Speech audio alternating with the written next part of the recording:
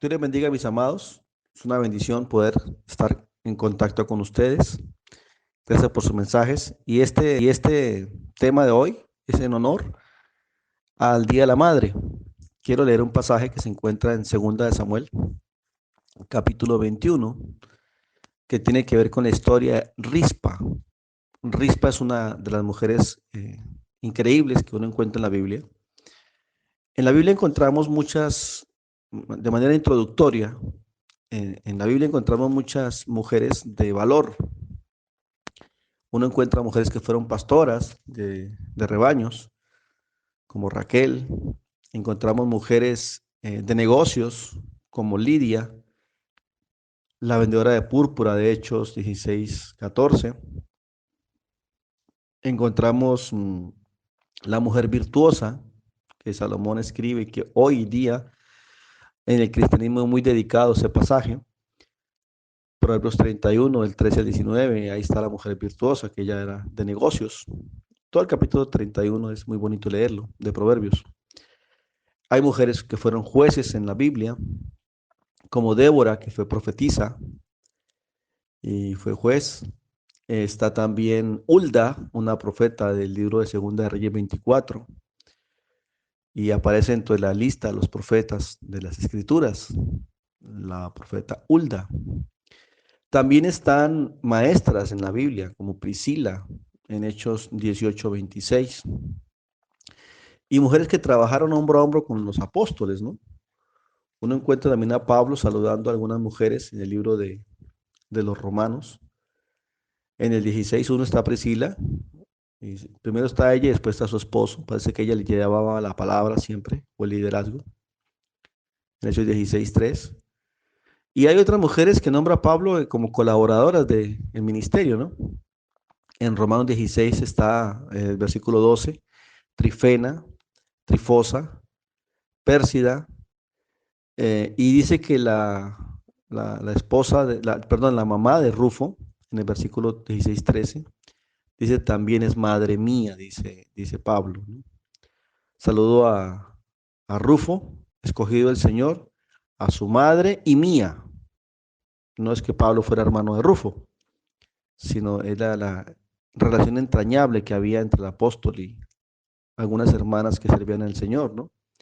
Julia está en el versículo 16:15. Entonces uno ve en el ministerio de Pablo también, ve a Pablo rodeado de mujeres que sirven al Señor. Y en la historia de la Biblia hay muchas mujeres que podríamos en este tiempo enseñar o dar una enseñanza sobre mujeres de valor, ¿no? Mujeres que marcan la historia, como Abigail, como Agar, como Ana, mujeres de oración, ¿no? Como gente de fuerza, de guerra, ¿no? Como Débora, Dorcas, Elizabeth, Esther, que marca el ícono en la Biblia, y es un libro de la Biblia. Febe, ya hablamos de Hulda, de Jael, por ejemplo, una gran mujer de Jueces 4:17, ¿no? De Lea, Lidia, María misma, la madre de Jesucristo, una mujer virtuosa, increíble. María Magdalena, María y Marta. Uno ve a las mujeres rodeando a Jesús siempre en su ministerio y sosteniéndolo económicamente. Y también ve uno a las mujeres frente a la cruz. Y las primeras que van al sepulcro son ellas también. Uno lee ese pasaje. En Juan 19 uno encuentra a esas mujeres virtuosas allí, en el libro de San Juan. Ellas están frente a la cruz. Solo estaba Juan nomás, los demás no estaban allí. Pero uno ve allí a las mujeres frente a la cruz del Señor, ¿no? Eso está en San Juan 19, si alguien desea corroborarlo. En el versículo 25 se encuentra la madre del Señor, se encuentra María, la mujer de Cleofas, María Magdalena, están allí frente a la cruz de Cristo, ¿no? Y en la resurrección, las primeras que van al sepulcro en la mañana también son ellas, ¿no? Las mujeres, ¿no? Están allí en el ministerio cerca a Cristo. Y es de las primeras que Él se manifiesta, ¿no? San Juan capítulo 20, del 11 al 18, uno encuentra el protagonismo de las mujeres en las escrituras, mujeres de mucho valor, de mucha virtud. Uno encuentra a Rahab incluso, en la genealogía de Cristo, siendo una mujer que fue prostituta. Dios la perdonó, Dios la restauró y ahora es una mujer honrada dentro de la historia, ¿no? Está en la genealogía de Cristo. Rahab, la mujer de Josué capítulo 2, versículo 3. Está Rebeca, está Ruth, está Salomé, mujeres frente a la cruz, ¿no? Salomé estaba allí frente a la cruz, estaba Sara, la mujer de Abraham, de Génesis 12, Tamar. Bueno, hay muchas mujeres que podríamos hablar, pero yo quiero hablar de una mujer en especial hoy, y es Rispa, que es muy poco conocida incluso, muy poca gente escucha esa historia, y quiero hablar sobre el amor de una madre. Ese es el tema de hoy, el amor de una madre. Entonces, vamos a ir al libro de Segunda de Samuel, capítulo 21, y aquí hay una historia interesante para estudiarla. En 2 Samuel 21, el pasaje comienza diciendo de esta manera, dice, hubo hambre en los días de David por 3 años consecutivos.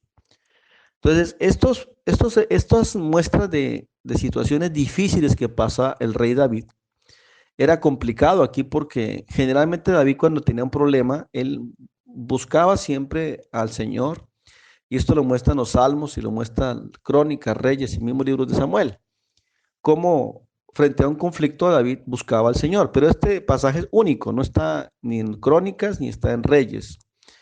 Entonces, segunda Samuel 21 dice que había hambre o que hubo hambre en aquel tiempo por 3 años. 3 años seguidos, no fueron un año, ni 15 días, ni 20 días, ni 2 meses. 3 años seguidos de hambre. Entonces David buscó al Señor, consultó al Señor y Dios le habló, Dios le respondió a David en la búsqueda que tuvo. Y la Biblia dice que Dios le habló y le dijo que era por causa de Saúl, su antecesor. Este hombre, Saúl, había cometido desmanes y pecados y había una consecuencia gubernamental y espiritual en el pueblo. Cuando hablamos de Saúl, hay que entender que fueron 40 años de Saúl, 40 años también de David. Entonces, Saúl está por allá en el 1011 antes de Cristo. David está ahora en el 1011 hasta el 1071, perdón, 971 antes de Cristo. Fueron 40 años del profeta Samuel, 40 años de Saúl, 40 años de David como rey. Y le está enfrentando un problema tanto espiritual como social, de gobierno. Está bajo una gran presión el rey David. 3 años de hambre. Entonces el pasaje dice que él consulta al Señor, Dios le habla y le dice que sí, que esto es por causa de Saúl, que ya está muerto. Es por un problema que Saúl, por el desconocimiento de Saúl de la ley y de la historia misma de su gente, Saúl cometió un pecado y este pecado traía consecuencias de hambre. Por aquella casa de sangre, le dice, por cuanto mató a los gabaonitas. Entonces, cuando uno revisa la historia, uno descubre que Josué, en los tiempos de Josué, cuando Josué lucha con los ancianos de Israel en la tierra prometida y la conquistan, hay un pasaje en Josué 9, de 3 en adelante, donde los gabaonitas tienen un ingenio, engañan a Josué y hacen que Josué jure delante de Dios con el pueblo de los ancianos de Israel de que no los van a destruir. Eso significaba que iban a compartir las tierras. Era lo que estaba pasando, porque los gabaonitas estaban asentados justamente en unas zonas que iba a conquistar Josué también. Entonces estos gabaonitas estaban en un territorio asignado, quedaron asignados en la historia, en la tribu de Benjamín, que era el abuelo de Saúl, ¿no? Y allí quedaron ellos, incluso Saúl se les llamó en alguna oportunidad el padre de Gabaón, en Primera de Crónicas 8:29 y 9:35. Entonces, esa situación histórica era que los gabaonitas ya estaban dentro del territorio. También son llamados en algunas partes los evitas, con H, evitas. Entonces estos hombres estaban ya mezclados ellos venían de la época de Abraham, estaban desde el Génesis 15:16, están en Josué 24:18, están en Jueces 6:10. Entonces, estas personas estaban allí, en aquellas zonas, y definitivamente había hoy una promesa. Uno puede leer desde el capítulo 9 de Josué, desde el versículo 9 al 26 en adelante, usted puede leer, y descubre allí que había una promesa de parte de los hijos de Israel, de Josué, los ancianos, y había un sacrificio, todo un juramento que se había establecido. Y ellos ya estaban mezclados con los israelitas, ya se habían asentado justamente en Gibea, y era el lugar donde Saúl vivía. En 1 Samuel 10:26 uno puede corroborar la parte histórica, ¿no? Entonces, allí estaban ellos, y cuando Saúl es rey, los persigue y los asesina, hace masacres en las guerras que hace el rey Saúl. Entonces vamos a leer 2 Samuel 21 corrido para entender un poco más el pasaje. Hubo hambre en los días de David por 3 años consecutivos. Entonces, el hambre tenía devastado el país, y David consultó al Señor y Dios le contesta: es por causa de Saúl, le dice, y por aquella casa de sangre, por cuanto mató a los gabaonitas. Ahí está la respuesta clara del conflicto. Entonces el rey llamó a los gabaonitas y les habló. Dice aquí, los gabaonitas no eran hijos de Judá, de Jacob, de Israel, no, habitaban antes de ellos, sino del resto de los amorreos, o sea, era parte de un pueblo pagano, pero ya en los días del rey estaban mezclados, en los días del rey Saúl, estaban mezclados porque los dejaron pasar más de casi 400 años. La diferencia de fechas es casi 400 años, desde la época de Josué hasta la época de David. Entonces dice acá que eran amorreos y estaban ahora con los hijos de Israel. Habían hecho un juramento allí ellos, en la época de Josué 9, y la Biblia dice, pero Saúl había procurado matarlos, o sea, quería exterminar ese linaje por el celo que tenía con Dios, en su celo mal dirigido, definitivamente. Era un celo equivocado. Y dijo pues David a los gabaonitas: ¿qué haré? ¿Qué haré por vosotros? ¿O qué sacrificio? ¿Cómo haré una satisfacción? ¿Qué voy a hacer por ustedes? ¿Qué debo hacer para que bendigan la heredad del Señor, que era Israel? Versículo 4. Estos líderes gabaonitas vienen. David buscaba una solución de parte de Dios, porque Dios le había confirmado que era un tema con los gabaonitas, que era por la matanza que había hecho Saúl. Y en el 21:4 los gabaonitas vienen y le dicen: no tenemos nosotros querella, no tenemos problema, no tenemos ningún problema, ni de plata, ni de oro, con el rey Saúl y con su casa. No queremos que muera hombre de Israel. No queremos pelea, no queremos problema. Entonces David le contesta: bueno, entonces lo que ustedes pidan yo les voy a dar. ¿Qué están pidiendo? ¿Cómo podemos recompensar el daño que ha hecho el rey Saúl? En pocas palabras. Ellos dijeron: denos del rey, denos de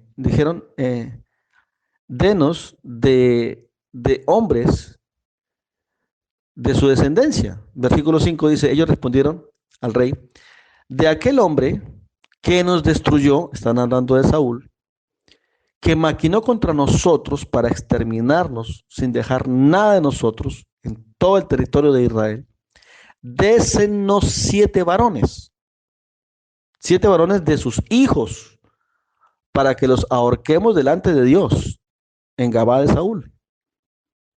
Saúl el escogido de Jehová. Y el rey dijo: bueno, se los daré. Si notamos esta situación, está David en una posición difícil, porque era un asunto de escritura, era un asunto de código bíblico también, era un asunto de ley.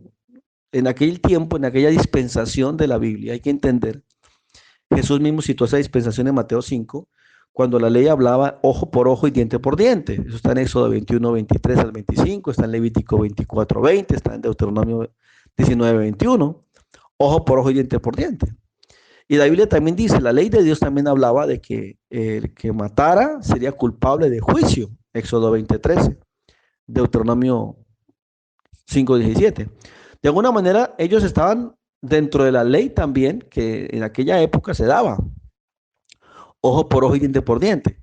Ahora, ellos no estaban pidiendo igual toda la sangre que habían derramado Saúl contra ellos, sus familias, sus hijos, sus primos, sus tíos, habían matado familiares amados de parte de ellos.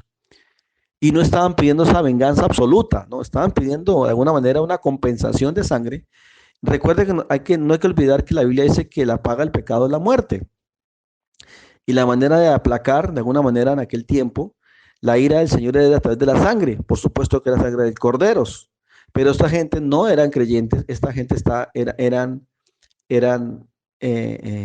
totalmente pueblos ajenos al Señor y eran amorreos, dice el capítulo 21:2. Ellos eran amorreos, los gabaonitas.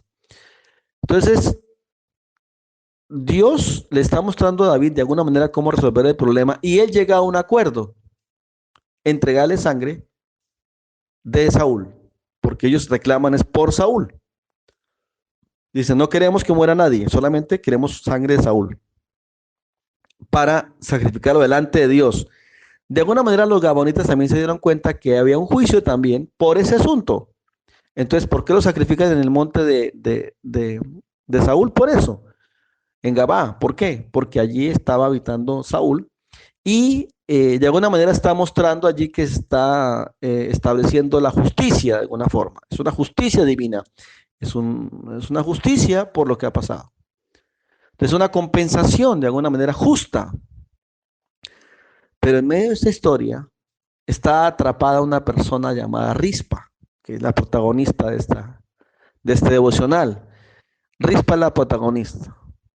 Es una madre que, si bien ella entiende el asunto legal, pero el problema es que van a matar a su hijo, a sus hijos. Ese es el problema. Ese es el problema. Entonces, cuando hablamos de Rispa, ahora viene el nombre de ella aquí, tenemos que entender un poco también la genealogía del rey Saúl. El rey Saúl, que es descendiente de Cis, hijo de Abiel, el rey Saúl de la tribu de Benjamín, tuvo dos mujeres, dos esposas, tuvo una esposa y una concubina.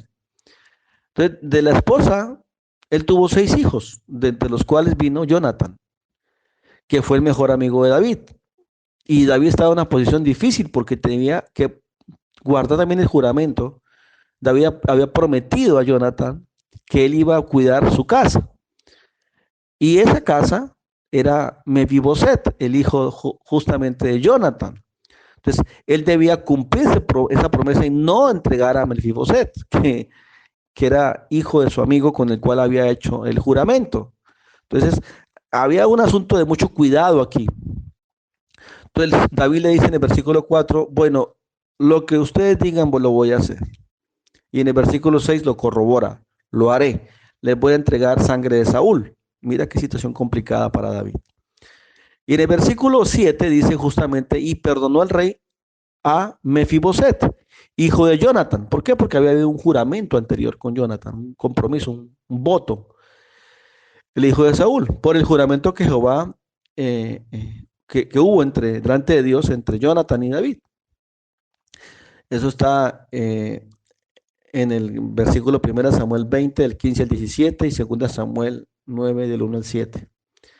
Ahora, en el versículo 8 dice, pero tomó el rey a 2 hijos de Rispa. Aquí está la mujer que estamos hablando. ¿Quién era Rispa? Rispa era la concubina del rey Saúl. En aquel tiempo, los reyes tenían esposa y algunos tenían concubina o concubinas, ¿no? A veces tenían varias. David en todo su recorrido que hizo en la vida, él también tuvo 9 compañeras, David. Tuvo a Mical, tuvo a Ahinoam, de ella nació Amón y Daniel, ¿no? Tuvo también a Abigail, tuvo a Maaca, tuvo a Git, a Abital, a Egla, a Bexabé, y a otra desconocida con la que tuvo casi unos 8 o 9 hijos. Entonces, era un asunto que en esa época era muy común dentro de los reyes. más bien Saúl no fue tan desordenado en esa área.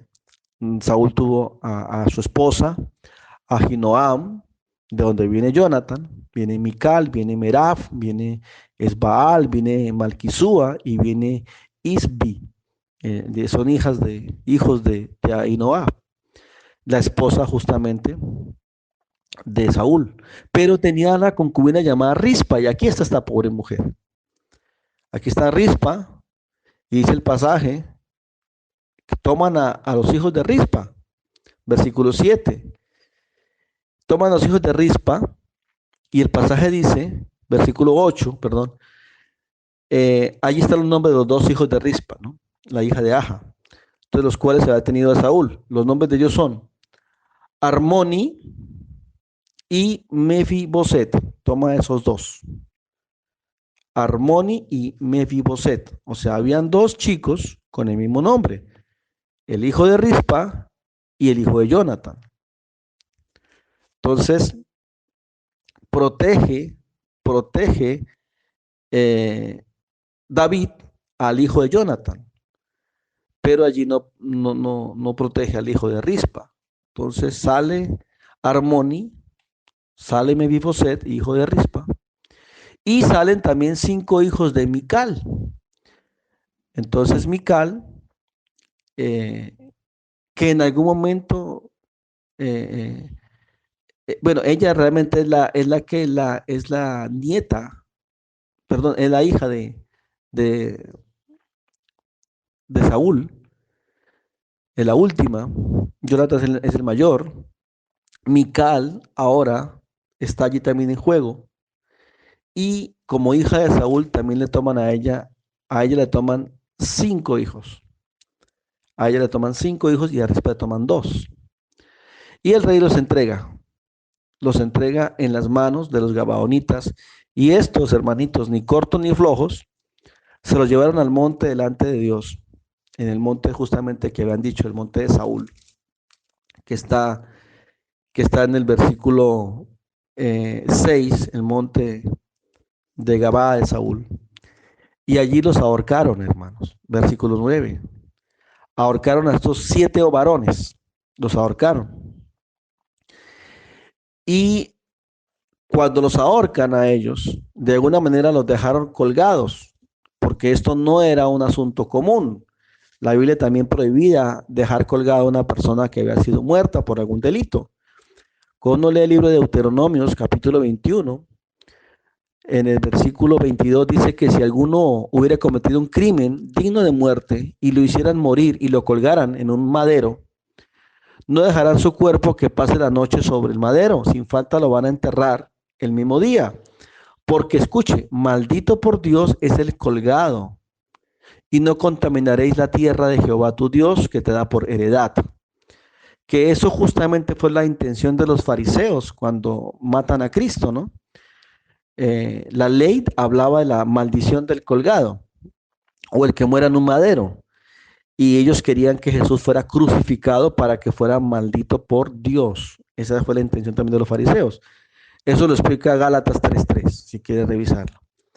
Entonces, la intención de aquí era aplacar la ira de alguna manera por el juicio que había, porque había un juicio de 3 años de hambre, y el rey permite justamente que maten parte de la descendencia del rey Saúl y le entregan 7 descendientes, 5 hijos de Mical y 2 hijos de Rispa. Ahora, para Rispa, de alguna manera eran sus 2 hijos y más unos muchachos que fueron criados con ella también como sus nietos. Entonces estamos hablando que Rispa está perdiendo 5 nietos y está perdiendo 2 hijos. Y se entregan allí a ser ahorcados. Ahora, el pasaje para resaltar es el pasaje número 10, 2 Samuel 19:10. Rispa, la hija de Aja, toma una tela de silicio y lo tiende para sí. Algunos ven que esto era como una especie de costal negro, algo que en aquel tiempo también se utilizaba por los profetas y los siervos del Señor para ayunar. Este silicio era una tela áspera y gruesa. que simbolizaba también el luto. Entonces Rispa toma una tela de silicio y la tiende sobre un peñasco, por el principio de la siega, y estamos hablando de 3 meses casi, hasta que llovió. Entonces, al principio de la siega estamos hablando en abril más o menos, fue la fecha del mes de abril, cuando pasó esto, al principio de la siega. Y tomó Rispa allí, la hija de Aja, una tela de silicio, la tendió sobre sí, sobre el peñasco, desde el principio de la siega hasta que llovió. No, específicamente no podemos decir que pasaron 3 meses porque el acto de que hubiera llovido significa que el juicio había terminado. Porque uno lee el versículo final 14, dice, y Dios fue propicio a la tierra después de esto. El hecho de que haya llovido, porque llevaba 3 años de hambre, da a entender de que el sacrificio fue aceptado de alguna manera por juicio público, porque era un asunto público, era un juicio público. Entonces, lo que está pasando acá justamente es que de alguna manera fue un juicio manifiesto público, y tenían que dejarse colgados por ese motivo para ver que era un asunto de juicio. Entonces el pasaje dice acá que fue dicho a David lo que estaba pasando. ¿Qué pasó? Dice que esta mujer se estuvo allí hasta el tiempo de que llovió, y dice que llovió agua del cielo sobre los chicos, sobre los muertos. Pero ella estuvo allí todo este tiempo y no dejó que ninguna ave del cielo se posara sobre ellos de día, ni fiera del campo de noche. No sabemos cuánto tiempo pasó allí eso. Estaban colgados los cadáveres allí, 7 muertos, y Rispa estaba allí con todo el dolor que se puede imaginar una madre llorando a sus hijos, ¿no? Sola, con todo el dolor que se puede imaginar. Pero esta mujer, a pesar de que estaban muertos, cuidaba sus cadáveres. Yo he escuchado muchas veces que las mamás dicen, los hijos para nosotras no crecen, siempre será mi hijito. Y puede ser que tengan ya bigotes y nietos, pero siempre serán sus niños, sus nenes, ¿no? Cuanto más ven una situación tan trágica como esta, donde ve sus 2 hijos, los 2 hijos que tiene muertos, y sus nietos muertos allí, ¿no?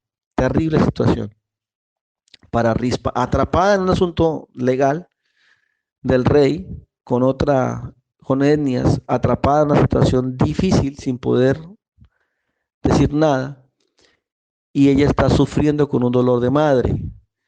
Ahora, lo que aquí dice es que en el versículo 10, que ella protegió los cuerpos, a pesar de que estaban muertos, en un peñasco estaba ella, y aunque llovía ya del cielo, ella permaneció allá todo el tiempo, los mataron y ella no se separó de allí.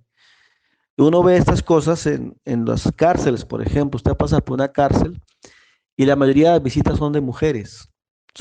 La mujer, psicológicamente hablando, pues es más sensible también, y por consiguiente la que más también pide consejería. Entonces las mujeres están siempre en las cárceles, son las que más visitan las cárceles, las esposas, las hijas, las madres, son las que más visitan una cárcel. Igual pasa en los cementerios, usted encuentra más mujeres en los cementerios. Igual pasa en la iglesia, encontramos más mujeres en la iglesia. ¿Por qué? Porque son más sensibles, están allí más, tienen un corazón más cercano al corazón del Señor. Y uno ve a Rispa con esta situación de dolor de madre, cuidando los cuerpos y peleándose con los buitres, porque el pasaje dice que no permitía que ninguna ave los tocara. No sabemos cuánto tiempo, si fueron días, si fueron semanas, no sabemos. Pero también dice que aún de noche esta mujer permaneció allí sola, en este peñasco, y no permitía que las fieras del campo en la noche se acercaran a sus hijos. Estamos hablando que ella pudo, si hubieran en aquel lugar leones o cualquier tipo de animal de carroña que quisiera venir a ellos, zorros o fieras, lobo, lo que fuera, ella estaba allí protegiendo a sus hijos que ya estaban muertos, se estaban descomponiendo los cuerpos, pero ella seguía allí, aferrada al amor de madre, ¿no? Esta historia es tremenda, tremenda historia de Rispa, la concubina de Saúl. Ahora, pasando el tiempo, esto tipifica una buena madre, ¿no? Pasando el tiempo, la Biblia dice que le fue contado a David lo que estaba pasando. Cuando David se entera de que Rispa está arriba en aquel peñasco y que está eh, espantando las aves del cielo y que está eh, peleando en la noche contra las fieras del campo por el cadáver de sus hijos, no sabemos cuánto tiempo. La Biblia no lo relata exactamente. La Biblia dice que se le contó a David lo que estaba pasando. Entonces David, en medio de ese acto también heroico de Rispa, de gran testimonio de Rispa, por el amor a sus hijos, David también se conduele con la situación. Entonces David busca los huesos del rey Saúl, de su amigo Jonathan. Aquí también David sufría en el proceso. De los hombres de Jabes, de Galaad, que también habían sido robados los huesos de la plaza, cuando los filisteos matan a Saúl en Gilboa. Eso está en 1 Samuel 31, del 8 al 13. Y dice la Biblia que tomó esos huesos de los descendientes, o sea, de alguna manera el esposo también de Rispa, ¿no? Y de Jonathan, que también para Rispa era como un hijo de alguna manera también para ella, ¿no? Entonces toma los huesos de estos hombres, que también afectó también este tema a David, y llevó estos huesos de Saúl y los de Jonathan, su hijo, y los recoge, y también toman, dice la palabra, recogieron también los huesos de los ahorcados. Entonces esto habla de que los cuerpos se descompusieron en la peña, y cuando fueron a recoger ya habían huesos de los ahorcados, ya estaban descompuestos. Pero Rispa seguía allí peleando como una leona por sus hijos.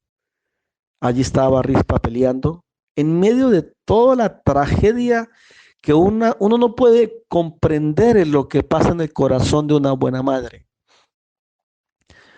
No estamos hablando de las malas mamás, estamos hablando de las buenas mamás, de las buenas madres.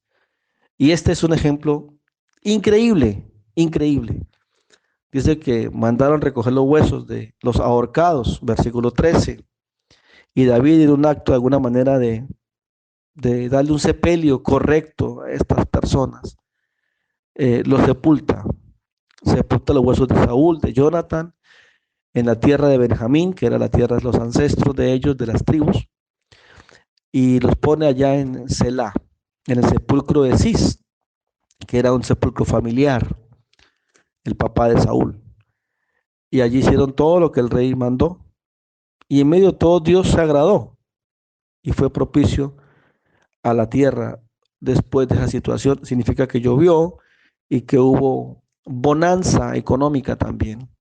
Pero uno ve a Rispa atrapada en una situación muy complicada, atrapada en un conflicto de maldiciones por malas decisiones que tuvo Saúl, por cosas que hizo de manera estúpida, de manera brutal, de manera torpe, y fue implacable, fue despiadado lo que hizo Saúl contra los gabaonitas, llegó al punto de casi exterminarlos. Más bien ellos no quisieron reaccionar en juicio porque ya estaban mezcladas las tribus en esa zona, y los gabaonitas pidieron sangre porque de alguna manera era legal lo que estaban pidiendo, pero está atrapada Rispa en esa situación dolorosa. Uno ve el corazón de una buena madre en momentos críticos. ¿Qué nos enseña la Biblia sobre el asunto del amor de madre? Ya lo hemos dicho, uno ve a las mujeres frente a la cruz de Cristo, uno ve allí a la mamá de Cristo también, ve a María, ve uno allí a mujeres como la mujer de Cleofas, la María Magdalena, frente a la cruz de Cristo, viéndolo a él cuando expresa sus palabras, cuando dice tengo sed, cuando dice Padre, perdónalos porque no saben lo que hacen. Allí están justamente las mujeres, las mujeres. En la resurrección también encuentra una María Magdalena corriendo, las mujeres corriendo a la tumba de Cristo. Ahora algo con lo cual quiero terminar este tiempo, y es que cuando el Señor está en su ministerio, Jesucristo está en su ministerio terrenal, en el libro de capítulo 13, dice la palabra del Señor que Jesús está allí en el ministerio y uno va leyendo Mateo en orden, desde el capítulo 12, capítulo 13, y dice la Biblia que Jesús va predicando la palabra del Señor. En el capítulo 12, echa fuera demonios y se rodea de mucha gente. Y de pronto aparecen allí la mamá de Jesús y sus hermanos, los hermanos de Cristo, porque la Biblia dice que tenía hermanos, está en Mateo 13 también, desde el 53 en adelante. Dice que fueron a Nazaret donde se había criado y allí estaban los hermanos de Cristo, ¿no? Hijos de José. Dice que era el hijo del carpintero, su madre María, sus hermanos Jacobo, José, Simón y Judas. Entonces allí está en Mateo 13, 53 en adelante. En el 55 están los nombres de ellos y dice sus hermanas también con nosotros. Entonces María tuvo más hijos con José. El primer hijo fue hijo de Dios, los siguientes fueron hijos de José. Allí está la mamá de Jesús, va con los discípulos y va con los hermanos de Cristo. Y él está en un evento público, está lleno de gente, está rodeado de personas que lo apretan, ya está en su ministerio público. Y en Mateo capítulo 12 dice que él estaba hablándole a la gente en el verso 46 y su madre y sus hermanos estaban afuera. La familia de Jesús llegó a la parte exterior del evento y querían conversar con Jesús. Y alguien le dijo, Señor, tu madre y tus hermanos están afuera y quieren hablarte. Eso lo dice Marcos 3, 31 y Lucas 8, 19. Ningún evangelio lo oculta. Y Jesús, dentro de la enseñanza, entrega otra enseñanza más antes de salir. Y dice, he aquí, dice Jesús, cuando le dicen, allí está tu madre y tus hermanos, te quieren hablar. Jesús dice, ¿quién es mi madre? ¿Y quiénes son mis hermanos? Y extiende Jesús la mano hacia los discípulos. Y extiende la mano Jesús hacia toda la gente que estaba rodeándola allí, que estaban escuchando la palabra. Les dice, he aquí mi madre y mis hermanos. ¿Quiénes son? Y aclara Jesús. No es un desprecio hacia su familia, por supuesto que no. ¿Quiénes son? Está hablando de la familia de la fe ahora. Todo aquel que hace la voluntad de mi Padre que está en los cielos. Ese es mi hermano. Esa es mi hermana. Esa es mi madre. De alguna manera corrobora lo que Jesús enseñó frente a los doctores de la ley en Mateo 23, ¿no? Cuando dice, no llamen Padre vuestro a nadie en la tierra, porque uno es vuestro Padre que está en los cielos. No le diga al religioso padrecito, no le diga Padre. Está prohibido por Cristo. Mateo 23, 9. Dice allí, no llamen Padre vuestro a nadie en la tierra, uno es vuestro Padre que está en el cielo. No sean llamados ustedes rabí, rabí. No. Ustedes son, llámense hermanos. Vosotros sois hermanos. Así dice Jesús. Entonces, la Biblia dice que no nos llamemos de esta manera, no nos llamamos que, Padre, Padre, no. 23:8 dice, vosotros no querréis que os llamen rabí, rabí, o maestro, maestro, no, todos vosotros sois hermanos, Mateo 23:8, sois hermanos. Entonces, esta verdad la está enseñando Cristo aquí, y dice, ¿quién es mi madre y mis hermanos?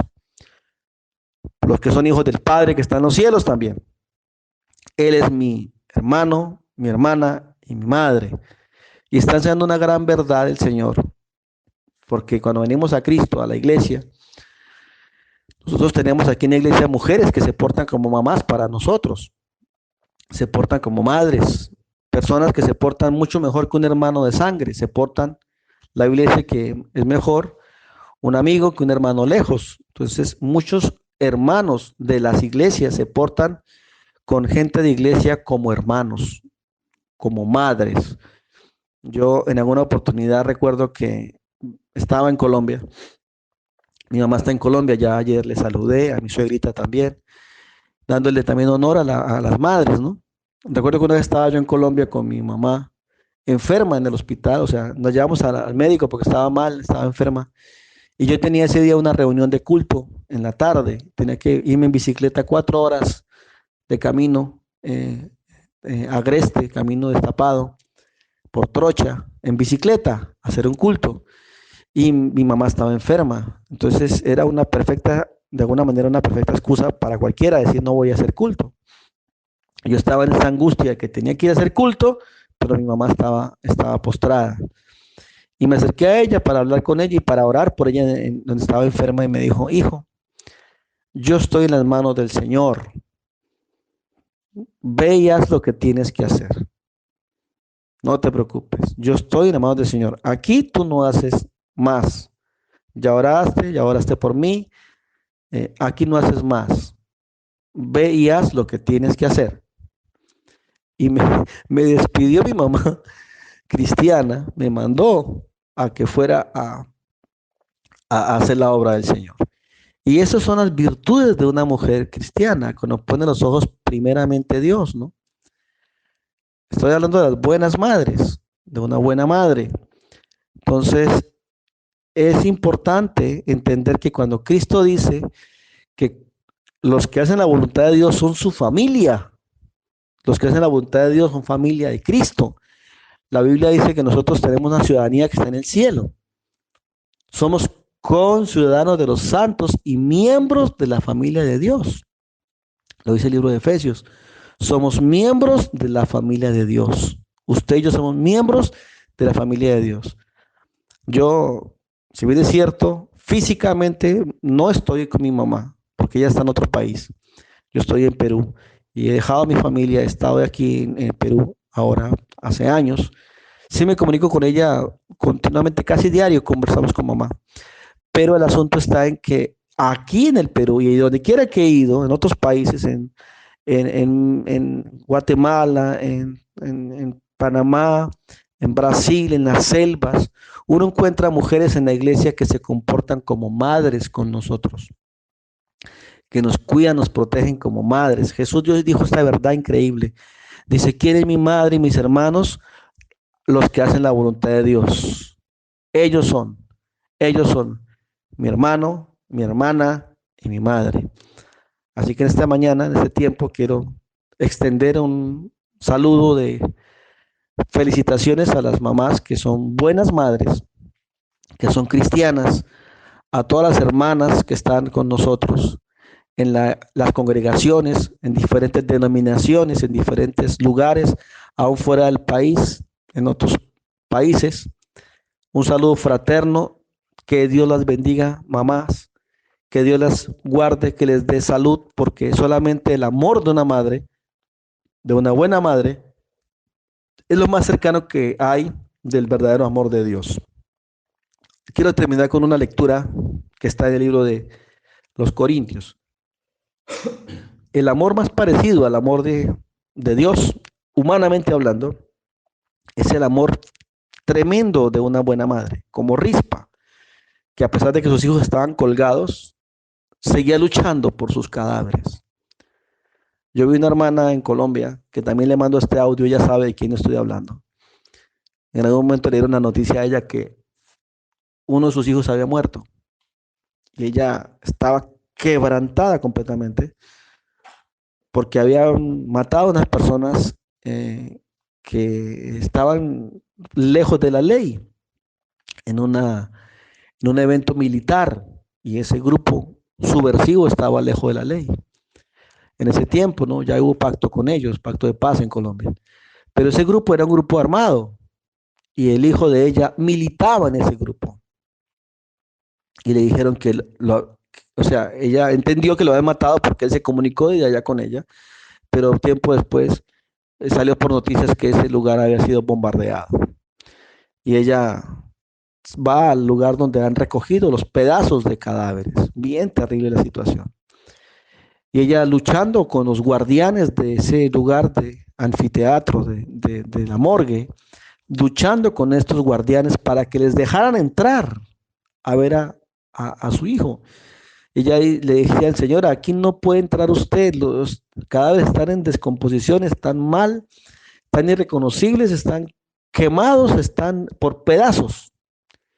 Y ella le dijo, yo sé lo que parí, le dijo ella, yo sé lo que parí.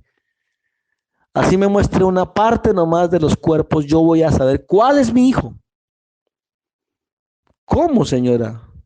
Yo sé, yo conozco cada detalle de su cuerpo. En la mano tiene tal cosa, en el dedo tiene tal cosa, en el pie tiene una cicatriz, en la tal. Yo conozco lo que parí, le dijo. Y cualquier mamá sabe esto, cualquier mamá sabe que su hijo tiene un lunar en el pie izquierdo, tiene una manchita en la nalga, tiene una cosita en la oreja. Las mamás se fijan en estas cosas. Ella entró a buscar entre los pies, entre las piernas, entre los cuerpos, a encontrar, y salió después de ver varias cantidades de cadáveres y dijo, no está ahí, no está ahí. Tiempo después, pues, el hijo no estaba ahí, se había ido a otro lugar y se había salvado esa situación. Pero el dolor de una madre, el perder un hijo de una buena madre, es indescriptible. Rispa lloró a sus dos hijos, los vio descomponerse por varios días colgados. No hay palabras para expresar lo que pudo sentir ella. Vio descomponerse a sus nietos, a 5 nietos. Y ella en medio de toda esa situación, Rispa en medio de toda esa situación dolorosa, peleó con las aves de carroña y peleó contra las fieras del campo en la noche por proteger a los cuerpos de sus amados. Qué tremendo testimonio de Rispa. Vamos a leer Corintios capítulo 13 y allá aparece una sección que yo le dediqué a mi abuelita justamente y se lo leí públicamente después en la iglesia el día que fue el sepelio y le dije a mi familia que también le mando el devocional a la familia Piñeros que escuchen este devocional.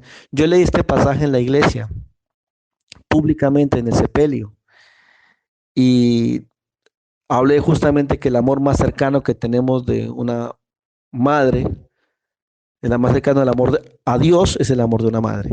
Y Corintios define muy bien lo que es el verdadero amor. Corintios capítulo 13 define lo que es el verdadero amor. Y ustedes podrán empezar en su mamita, en la mamá podrá empezar en los hijos cuando lea yo este pasaje. 1 Corintios 13. El versículo 4 dice lo siguiente, escuchen bien, dice, el amor es sufrido. El amor es benigno, es bueno. El amor no tiene envidia. El amor no es jactancioso, no es orgulloso. El amor no se envanece, no se enorgullece, no es altivo. El amor no hace nada indebido. El amor no busca lo suyo. El amor no se irrita. El amor no guarda rencor. En el amor nunca se goza de la injusticia. El amor se goza de la verdad. El amor todo lo sufre, todo lo cree, todo lo espera, todo lo soporta. Y el amor nunca deja de ser. Nunca deja de ser. Ese es el amor de Dios por nosotros. El amor ágape. El amor que nunca deja de ser. Ama a Dios también con todo tu corazón, con toda tu alma y con todas tus fuerzas. Honra a tus padres. Honra a tus padres. Honra a tu madre. La Biblia dice como mandamiento del Señor, honra a tu padre y a tu madre. Hónralos. Y si esa es la oportunidad para hacerlo el día de hoy, hónralos. Hónralos. Eso está en Éxodo 20, en los 10 mandamientos, versículo 12. En Deuteronomio 5, 16, Jesús lo mandó. En el libro de Mateo 15, 4. Honra a tu padre y honra a tu madre. Hónralos. En el Proverbio 23, 22 dice, cuando tu mamá envejeciere, no la menosprecies. Honra a tus padres. Honra a tus padres. Honra a tu madre. Es una promesa. Dios alarga la vida de las personas que honran a sus padres. Es una promesa.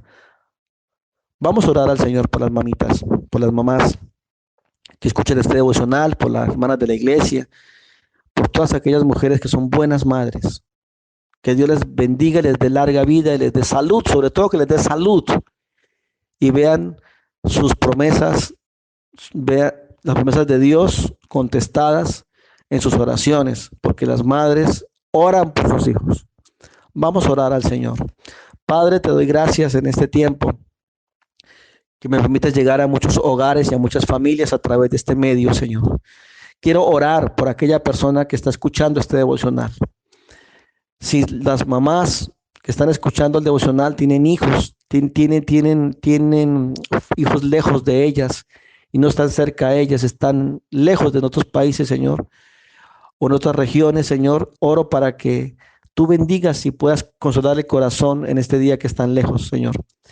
Estas mamás que tienen aquí cerca, Señor, a sus hijos, oro que ellas puedan bendecirlos, que ellas puedan enseñar a los hijos, Señor, en el nombre de Jesús, en el camino recto de Dios.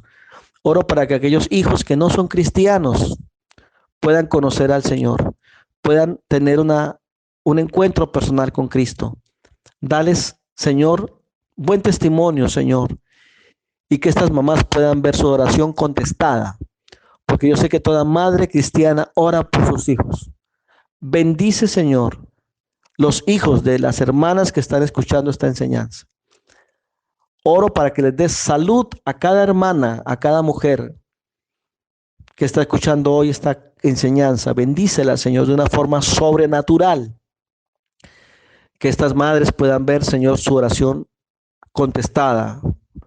Dales a ellas fortaleza y sabiduría para tratar a sus hijos, para traerlos a Cristo, para llevar el mensaje de amor ágape, Señor. Y oro por los hijos que escuchan este mensaje para que puedan y sepan cómo honrar a sus madres. Sé que hay madres que están llorando, Señor, por un hijo drogadicto. Están orando, Señor, por un hijo que está preso en la cárcel. Que están orando por un hijo que está enfermo, Señor. O que tienen su hogar destruido. O que tienen dificultades económicas, Señor. Ten misericordia, Señor, en este tiempo, en este día, Señor. Y responde la oración, Señor, de esta madre, Señor. En el nombre de Jesucristo te doy gracias y te pido que bendiga, Señor, cada familia y cada hogar en este tiempo, Señor. Gracias, Jesús. En el nombre del Padre, del Hijo y del Espíritu Santo. Amén y amén.